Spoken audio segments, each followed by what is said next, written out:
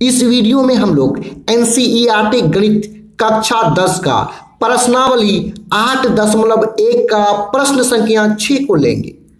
प्रश्न 6, यदि कोण ए और कोण बी न्यून कोण हो, अर्थात कोण ए और कोण बी क्या है, न्यून कोण है।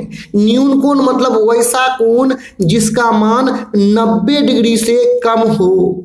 आगे देखिए, जहां कोस ए बराबर कोस बी, तो दिखाइए कि कोण ए बराबर कोण बी।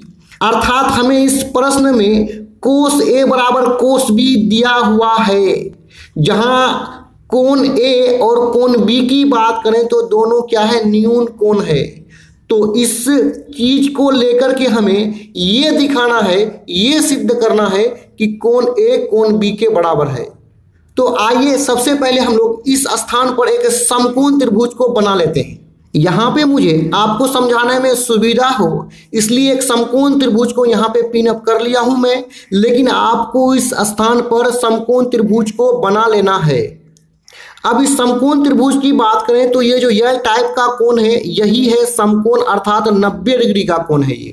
अब यदि प्रश्न की बात करें तो प्रश्न में कोण ए और कोण बी दोनों क्या है, न्यून कोण है। और समकोण त्रिभुज में कौन सा कोण न्यून कोण होता है उसको समझिए। ये समकोण त्रिभुज है और इसका एक कोण 90 डिग्री का होना चाहिए। तो यहाँ जो एल टाइप का कोण है यही होता है 90 डिग्री का कोण समकोण त्रिभुज में। इसके अलावा ये दोनों जो कोण है, ये दोनों कोण ही क्या है, न्यून कोण है, अर्थात इन दोनों कोणों का मान 90 डिग्री से कम होता है। तो यहाँ पे हम लोग इन दोनों कोणों में से किसी एक कोण का नाम ए रख देंगे और दूसरे का नाम क्या रख देंगे, बी रख देंगे। तो आइए सुविधा के लिए हम लोग यहाँ पे इस कोण का नाम ए दे दिए और इसका नाम क्या दे दिए, बी दे दिए। अर्थात दोनों कोणों का नाम ए और बी दे दिए, क्योंकि कोण ए और कोण बी दोनों क्या है, न्यून कोण है। अब आइए ये जो समकोण है इसको हम लोग कंटिन्यूअली ए बी सी ले लिए। अब हमें जो चीज दिया हुआ है इसको उतार लेते हैं। हमें दिया हुआ है कोस ए बराबर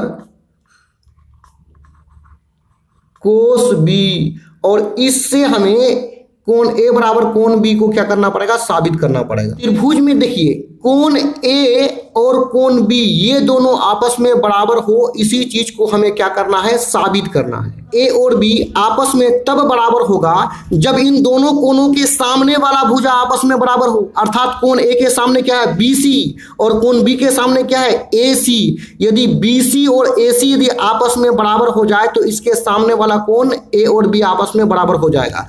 तो चलिए हम लोग किसी तरह ये निकालने का प्रयास करेंगे कि बीसी और एसी आपस में बराबर हो जाए। तो आइए यहाँ पे हम लोग क्या करेंगे, कोस ए का जो सूत्र है उसको रख लेंगे। कोस ए बराबर होता है बी बाई एच, बीच में बराबर है, बराबर लिख देंगे। कोस बी का भी सूत्र क्या होता है, बी बाई एच।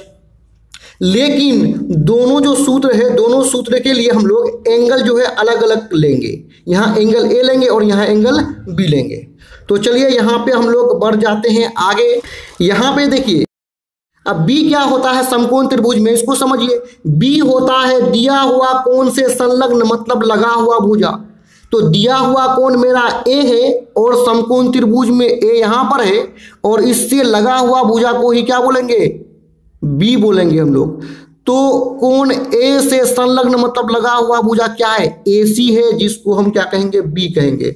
तो यहाँ बी हो गया एसी बट्टा। अब यच क्या होता है इसको समझिए। यच होता है समकोण अर्थात 90 डिग्री के सामने वाला भुजा।